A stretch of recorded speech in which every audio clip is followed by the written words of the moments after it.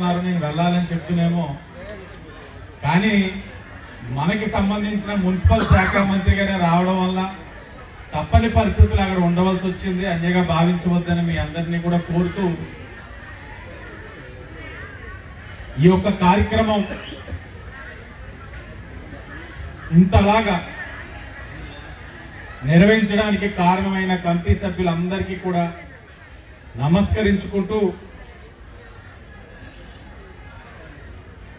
స్వతహాగా మన అందరి యొక్క జీవితం మన యొక్క పుట్టిక మన చేతిలో లేదు. నేను ప్రతిసారి చెప్తాను, మన పుట్టిక మన చేతిలో లేదు.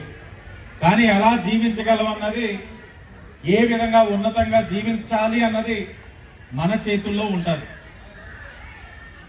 సరే, ఈ పుట్టికలో ఒక బడుగు బలహీన వర్గానికి ఒక బహుజనుడి కింద మనం పుట్టినట్లయితే మన యొక్క అవకాశాలు అందిపుచ్చుకుంటూ ఉన్నతంగా జీవించడానికి డాక్టర్ బిఆర్ అంబేద్కర్ గారు రచించిన రాజ్యాంగం చాలా ఉపయోగపడుతుంది, పడుతూనే ఉంది. మొన్ననే కొత్తగా నిర్మించిన పార్లమెంట్కి వెళ్ళినప్పుడు రాజ్యాంగం ఏదైతే ఉందో కాన్స్టిట్యూషన్ ఆఫ్ ఇండియా బుక్ అక్కడ ప్రదర్శించబడ్డది. దాన్ని చూసే అవకాశం కూడా నాకు దక్కింది. మరి దాన్ని మనం ఆ అవకాశాన్ని డాక్టర్ బిఆర్ అంబేద్కర్ గారు అందించిన అవకాశాన్ని సద్వినియోగపరుచుకుంటా ఉన్నామా లేకపోతే దుర్వినియోగం చేస్తా ఉన్నామా అన్నది ప్రతి ఒక్కరు కూడా ఆత్మ పరిశీలన చేసుకోవాల్సిన పరిస్థితులు అయితే ఈరోజు వచ్చినాయి. ఈ సమావేశం ఏర్పరుచుకున్నప్పుడు నాకు మా నాయకులు ఎస్సీ ఎస్టీ బీసీ మైనార్టీ నాయకులు కలిసినప్పుడు వాళ్ళందరినీ ఒకటే కోరారు, ఉన్నతంగా వ్యవహరించండి, పార్టీలకు అతీతంగా అందరినీ కూడా ఆహ్వానించండి,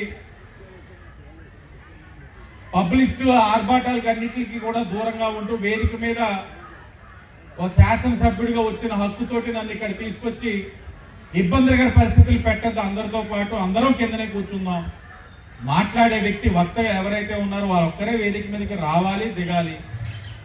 ఈ యొక్క ఉన్నతంగా ఆలోచించి మీరు చేసే కార్యక్రమం మరుసటి సంవత్సరం వచ్చే సంవత్సరం ఇంకా హుందాగా నడిచే కార్యక్రమంగా అవ్వాలి అని అంటే మనం తగ్గి కార్యక్రమం చెయ్యాలి అని చెప్పి వారికి సూచించినప్పుడు 10 రోజులు తర్జన భర్జనలు పడుతూ ఎవరికి ఏ విధమైన అగౌరవం కలగకుండా అందరినీ కలుపుకుంటూ చేసే కార్యక్రమం చేసిన పెద్దలందరికీ కూడా నమస్కరించుకుంటూ చాలా బాగా నిర్వహించారని మాత్రం నా మనసులో అయితే ఉంది.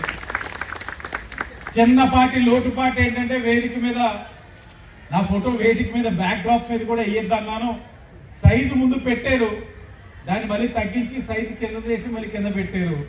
వచ్చే సమావేశంలో ఆ ఫోటో కూడా తీసేస్తే కొంతమంది రాలేని వారు కూడా ఈ సమావేశానికి రావడం అవకాశం ఉంటుందేమో అని నా భావన. ఎందుకంటే వారు కూడా రావాలి, ఏ పార్టీలో ఉన్నవారైనా రావాలి, వారి యొక్క అభిప్రాయాలు తెలియచేయాలి, స్వేచ్ఛగా వాళ్ళు మాట్లాడాలి.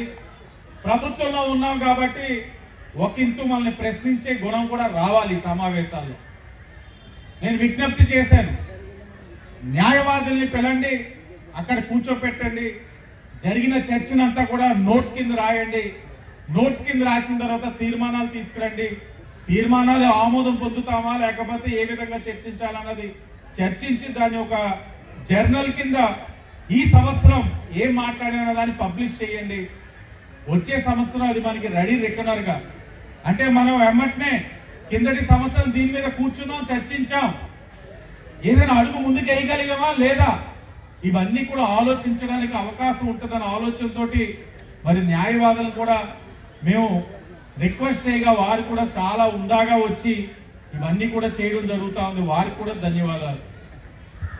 అలాగే నిన్న కొన్ని పాయింట్స్ చూసాం, మన వాళ్ళన్నీ కూడా కొన్ని తీర్మానాల కింద చేయాలనుకున్న అంశాలన్నింటినీ కూడా ఒక్కొక్కటిగా మేము చూడటం జరిగింది.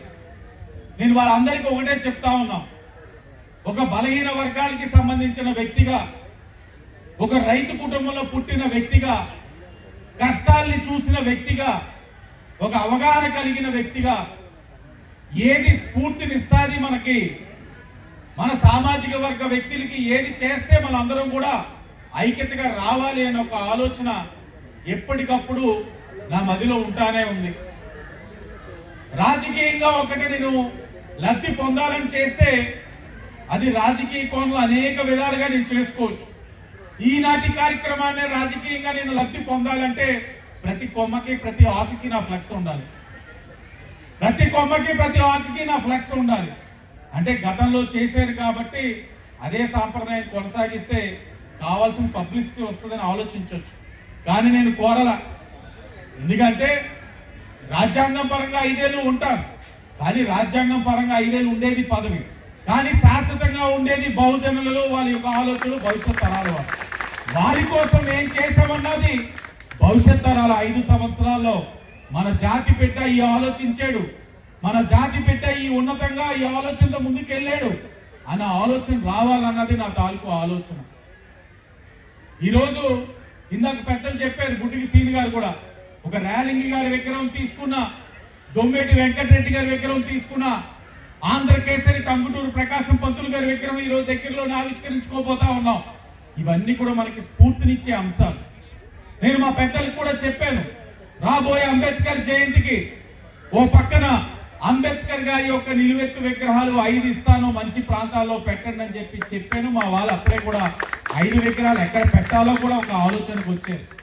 దాంతో పాటు మా నాయకుడికి ఇంకా చెప్పాము, బాబు జగజ్జీవన్ రావు గారి విగ్రహం ఏదైతే 14వ వార్డులో ఉందో ఇబ్బందికర పరిస్థితుల్లో ఉందో మార్చండి అని కూడా చెప్పడం జరిగింది. ఇవన్నీ ఎందుకు చేస్తా ఉన్నానంటే స్ఫూర్తి, అందరికీ స్ఫూర్తి రావాలి. ఒక మన యొక్క జీవన విధానంలో వెళ్ళిపోతా ఉన్నాం. ఒక రాజకీయ నాయకుడిగా కానీ, లేకపోతే ఒక సంఘ నాయకుడిగా కానీ, లేకపోతే ఒక ఉద్యోగస్తుడిగా కానీ మన జీవన విధానాల్లోని ముందుకు వెళ్ళిపోతా ఉన్నాం. టైం లేదు. కానీ గుర్తు పెట్టుకోవాలి, ఈరోజు సంఘ నాయకులుగా నువ్వు ఒక బ్లూ కలర్ ఏదైతే అదేమంటే కళ్ళు అని ఇచ్చుకొని నువ్వు వెళ్తా ఉన్నావు, ఎదుటి వాడు ఆ రంగు చూసి ఆగేడు అని అంటే అది నీ గొప్పతనం కాదు, డాక్టర్ బిఆర్ అంబేద్కర్ గారి గొప్పతనం. ఈరోజు నేను ఒక బలహీన వర్గానికి సంబంధించిన బిడ్డగా ఈరోజు ఎమ్మెల్యే అయ్యానంటే అది నా పోటీతనం కాదు. బహుజనులందరూ ఓటేసి నెక్కించారు. వారితో పాటు అగ్ర వర్ణాల వారు కూడా ఉన్నారు. ఎక్కడ నేను చిన్నపుచ్చుట్లా అంటే ఇవి మనం అర్థం చేసుకోక ఒక అలవాటుతోటి ముందుకెళ్ళడం వల్ల మన యొక్క మూలాల్ని మనం మర్చిపోతా ఉన్నాం. మన మూలాలు ఏంటి?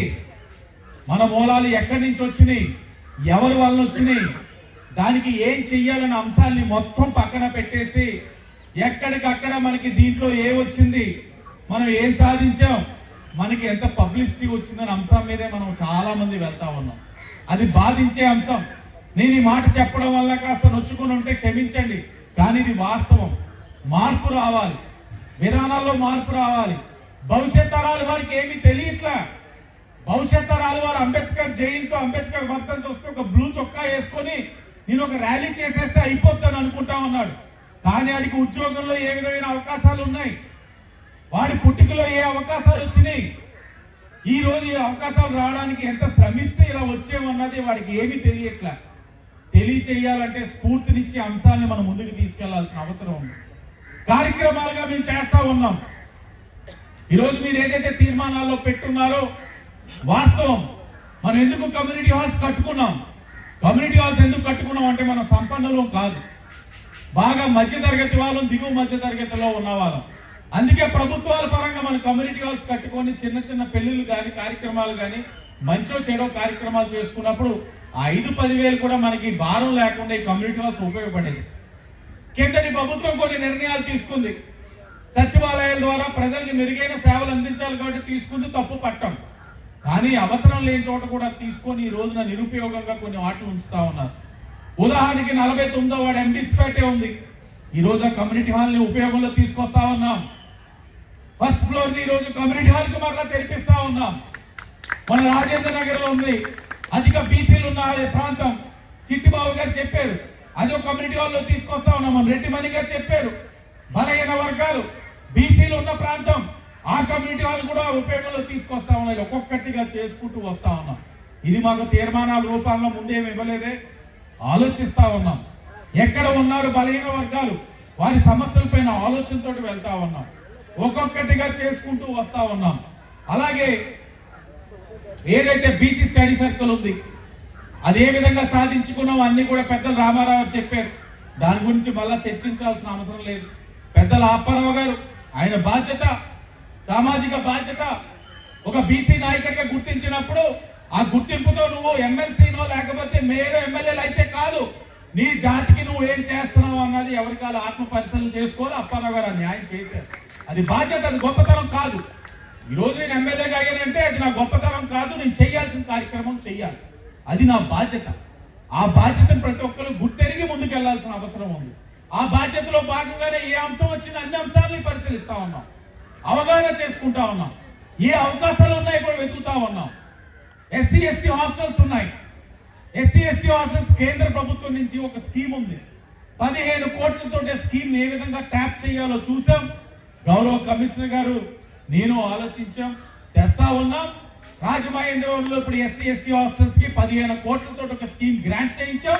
దగ్గరలోనే నిర్మాణం చేసుకుంటా ఉన్నాం. ఈరోజు ఎస్సీ హాస్టల్స్ ఉన్నాయి. 200-300 మంది ఉండే చోట 600-700 మంది ఉంటా ఉన్నారు. ఎలా జీవిస్తారా? అవగాహన లేదే, ఏ రోజు కూడా ఆలోచించలేదే, ఎందుకు పట్టించుకోలేదు? వైజంక్షన్ బీసీ హాస్టల్ ఉంది, మొన్న వెళ్ళాం, మా బీసీ నాయకులు అందరూ వెళ్ళాం. అంటువ్యాధులు వస్తా ఉన్నాయి, టాయిలెట్లు బాగాలేదు. బీసీ ఉమెన్స్ హాస్టల్కి వెళ్ళాం, 15 టాయిలెట్లకు ఒక్క టాయిలెట్, 300 మంది ఆడపిల్లలు ఒక్క టాయిలెట్ వాడుకుంటారా? ఆలోచించాం. సిఎస్ఆర్ ఫండ్స్ కింద ఒక సంస్థని బతిమాలుకున్నాను నేను.